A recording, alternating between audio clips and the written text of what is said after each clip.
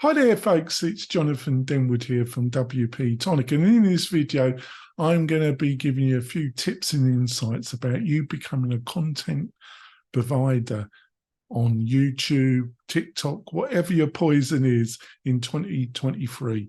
It's an important subject. If you're looking to build a membership website, you've got to have a community. The good news, it's never been, with a bit of hard work and some tips and insights, it's never been more easier to build a community that you can have a profitable membership website built from. So I've got some great insights. I'll be back in a few moments, folks. Back, folks. So, how do you become influencer? How do you are seen as somebody that can offer some insight, some knowledge to help other people in their entrepreneur journey? Now, it's an important subject if you want to build a thriving membership website and a community around it. It's totally achievable. At WP-Tonic, we've helped loads of online entrepreneurs to do that. So, but you need a plan. Now, number one is find your niche. Don't think that you're going to be able to have an enormous community. It might happen, but you'll be better off looking for a niche.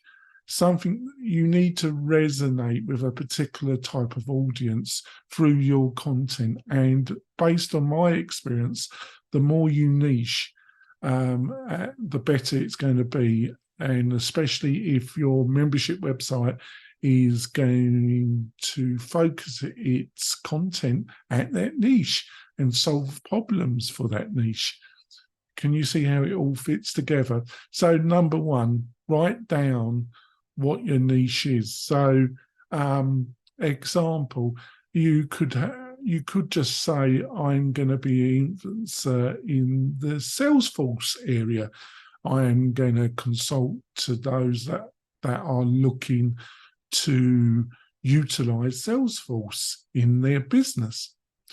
Now, you could say that's a good enough niche, and you might be right. But I think if you're starting out, you're better off nichifying, as I call it, a little bit narrower than that. So I would look at, are there particular sub-levels of Salesforce? Like, I know that you can get a certification in the marketing side of Salesforce. Are you going to focus on the non-profit association side of Salesforce? I know they offer a free product in that area. You could just focus on that. So, like, write down, first of all, what your main 2 to 3 niches that kind of appeal to you, but then on each niche, focus down even a bit more. Do some research, see how many people are joining a specific YouTube channel that's in that niche. Can you offer something a bit different?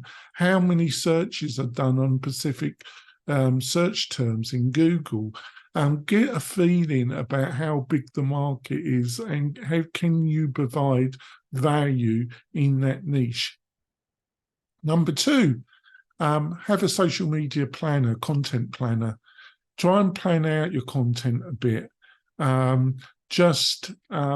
don't over plan it either. It's a balance. You need to have a scheduler.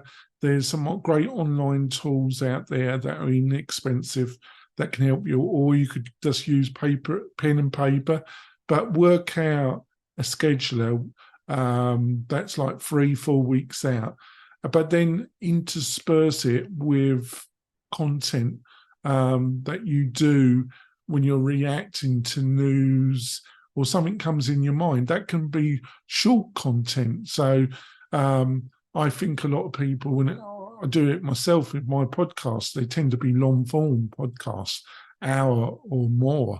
Then I do these short type of videos, which I tend to scope out, but I don't fully write out a script for these.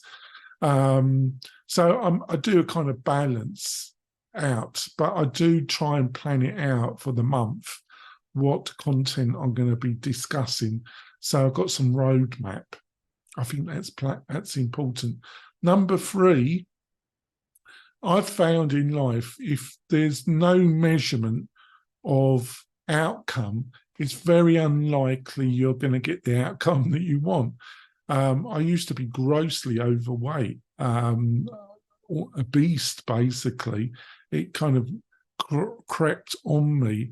And it's only when I took up a lot more exercise and I measured myself every day that I've managed to lose 120 pounds of weight over a 2-year period. Now, I measure myself every day now, and I'm still got about 20 pounds to lose. But if I didn't measure myself and I didn't measure my food intake and my exercise, I wouldn't have achieved the outcome that I was looking for. And it's the same with your online business and with your content that you're going to be producing. You've got to have 2 to 3 metrics. They don't have to be enormously complicated, that you're going to judge progression in how your content, how you judge that your business outcome that you're trying to achieve through your content, you're getting there. Now, I could go on with a lot more tips, but I don't want these videos to be like War and Peace. But I've written a great article that give you more insight. You can get it in the video show notes underneath the video here. If you found this video helpful, ring that bell, subscribe to the channel and leave a comment. I love people commenting on the video. I always try and reply to any questions or comments you put. I'll be back soon with some more useful insights about how to build a great membership website for yourself and get the success for your family that you're looking for. I'll be back soon, folks. Bye.